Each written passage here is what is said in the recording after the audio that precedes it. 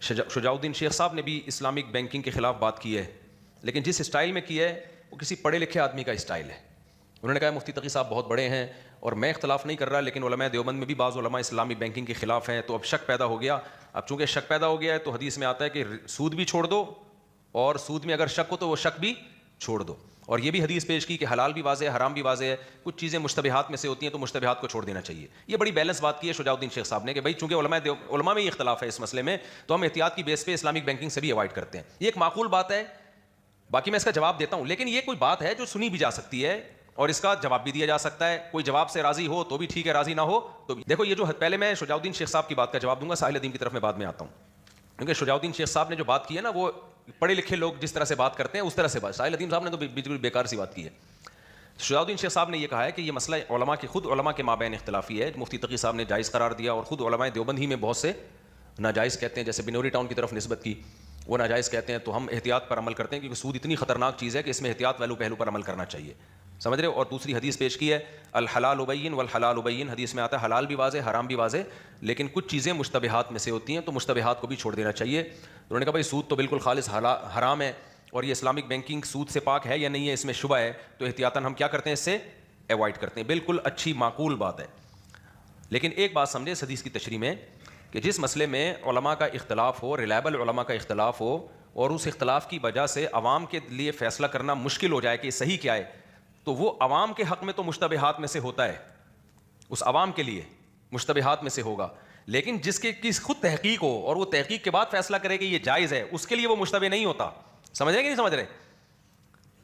دیکھو ایک چیز کے بارے میں اختلاف ہو گیا، ایک مفتی کہہ رہا ہے یہ حلال ہے میری تحقیق ہے، دوسرا مفتی کہہ رہا ہے حرام ہے، تو ایک تھرڈ پارٹی کے لیے تو یہ مشتبہ ہوگا، خود اس مفتی کے لیے تھوڑی ہوگا جو حلال کہہ رہا ہے، کیونکہ وہ تو دلیل کی بیس پہ کہہ رہا ہے. اس کے لیے تو وہ تو یہ کہہ رہا ہے بھائی میری نظر میں یہ جائز ہے. میں ایک مثال دیتا ہوں.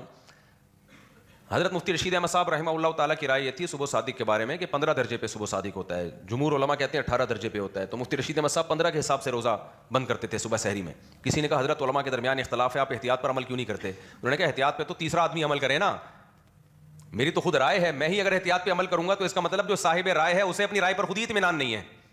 سمجھ رہے کہ نہیں سمجھ رہے؟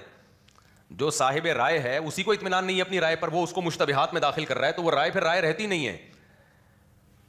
تو جن علماء نے اسلامک بینکنگ کی تحقیق کر کے اس کے جائز ہونے کا فتویٰ دیا ہے، ان کی نظر میں یہ مشتبہات میں نہیں ہے. ایک تھرڈ پرسن کی نظر میں مشتبہات میں ہوگا، وہ کہے گا بنوری ٹاؤن ناجائز کہہ رہا ہے، دارالعلوم کرنگی جائز کہہ رہا ہے، تو میں کہاں جاؤں؟ بھائی بہتر یہی ہے کہ آپ احتیاط کر لو. سمجھ رہے ہو کہ نہیں سمجھ رہے؟ آپ احتیاط کر لو. ہاں اگر کوئی یہ کہتا ہے کہ بنوری ٹاؤن بھی قابل یعنی اعتماد ادارہ ہے، لیکن حضرت مفتی تقی صاحب چونکہ بینکنگ کے مسائل میں پوری دنیا میں ان کی مہارت مسلم ہے، تو جب ان دو مفتیوں کے فتوے میں ٹکراؤ ہوگا تو میں مفتی تقی صاحب کی رائے کو اس لیے ترجیح دے رہا ہوں کہ ان کا لیول بینکنگ کے مسائل میں باقیوں سے زیادہ ہے. تو جس عامی آدمی کی یہ رائے ہوگی اس کی نظر میں وہ مشتبہات میں بھی نہیں رہے گا پھر وہ، کیونکہ اب اس میں وجہ ترجیح موجود ہے. مشتبہ وہ چیز کہتے ہیں دونوں طرف برابر، تو دونوں طرف برابر لیول کے علماء نہیں ہے نا. ایک طرف جو عالم ہے مفتی تقی صاحب وہ تو بہت زیادہ ایکسپرٹ ہیں، تو رائے تو دونوں رائے کا احترام کرنا ہے. لیکن جب ایک طرف مفتی تقی صاحب آ گئے، اور اکیلے مفتی تقی صاحب نہیں ہے، میں نے بتایا اسلامک بینکنگ مفتی رشید احمد صاحب، علامہ یوسف بنوری صاحب اور مفتی شفیع صاحب جو پاکستان کے مفتی اعظم تھے، یہ پورے علماء کا پینل بیٹھا تھا جنہوں نے یہ آلٹرنیٹ پیش کیا تھا. تو حضرت مفتی تقی صاحب کی اکیلے کی رائے نہیں ہے یہ. تو اس لیے کسی تھرڈ پرسن کے لیے مشتبہ ہو سکتا ہے، میرے لیے مشتبہ نہیں ہے کیونکہ میں نے تحقیق کی ہے. تو اب جو مجھ سے مسئلہ پوچھے گا تو میں اس کو یہ نہیں کہوں گا مشتبہات میں سے، میں کہوں گا میری رائے میں یہ جائز ہے. ہاں کوئی کسی اور مفتی سے مسئلہ پوچھے گا جس کی تحقیق نہ ہو تو وہ یہ کہہ سکتا ہے بھائی یہ مشتبہات میں سے، کیونکہ اس مفتی کی تحقیق ہے نہیں. تو یہ تو جواب ہو گیا حضرت یہ جو شیخ شجاع الدین صاحب ہیں ان کی بات کا.